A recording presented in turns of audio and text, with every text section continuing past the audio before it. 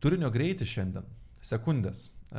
Kaip tai performuoja mūsų sprendimų priėmimą ir panašiai, nes aš netgi dabar ruošiantis šitam paskutinius dalykus dėliojant, aš taip dirbu kažką ir taip telefoną imu ir taip galvoju, wow, palauk, ką, man kažkokio veiksmo pakeitimo atrodo netgi reikėjo.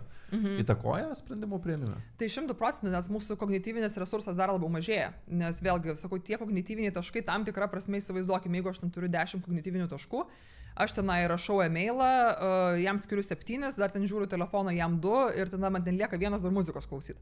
Nu tai aš neištrauksiu iš oro dar 15, jų yra, kiek jų yra. Tai irgi, kur įsipina tie pilotas ir autopilotas, kad jeigu mes darysim tos komplikuotus žodžius, komplikuotas kampanijas, komplikuotas keliones, kurios užtrunka tenai registracija su, nežinau, kiek turi brolių, seserų, dėdžių ir plys ten, nežinau, tenai papasakok apie savo įmonę, kurioje dirbi, tai, neturim kantrybės tam. Tai kaip tik, kad reikia paprastinti, kuo toliau, tuo labiau sukramtyti tą patį tekstą. Tai visi hukai irgi apie ką eina kalba, tarkim, kai eina kalba apie turinį socialiniuose tinkluose, YouTube, kur tik nori. Turi pagauti dėmesį, nes yra konkurencija, nes varžosi dėl dėmesio 70 skirtingų dalykų tuo pačiu metu. Tai turi dar labiau apeliuoti tą autopilotą, dar labiau apeliuoti į greitai, aiškiai suvokiamai, lengvai nuskaitomai, lengvai perdirbamai.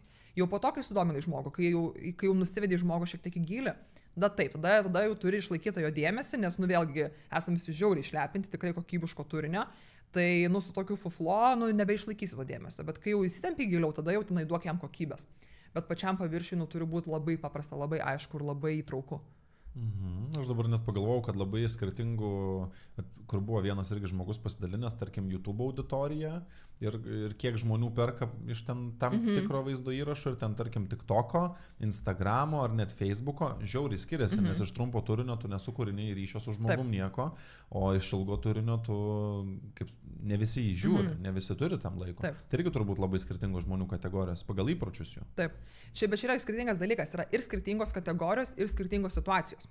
Nes vėlgi tas pats žmogus, jisai gali vakare sėdėti ant sofos ir žiūrėti YouTube turinį ir galbūt svarstyti apie sudėtingo produkto pirkimą ir po to ryte, tarkim, nežinau, važiuoti autobusų darbą metro ir tenai kažką tik tokią matyti ir būti staiga jau vėlgi pagal tas pačias personas, tu norėtum dėti kaip skirtingus asmenys šitos, ne? Tas, kuris sėdi YouTube, žiūri ir gilinasi ir tas, kuris greit scrollina. Nors mes turim tą patį žmogų, tiesiog skirtingose situacijose, ant skirtingo device'o, ant skirtingo interfejso.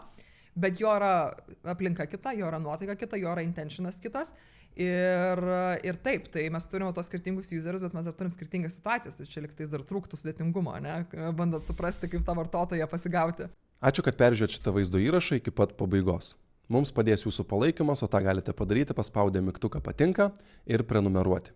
Jeigu norite išklausyti visą pokalbį, jo nuorodą rasite šio video aprašyme.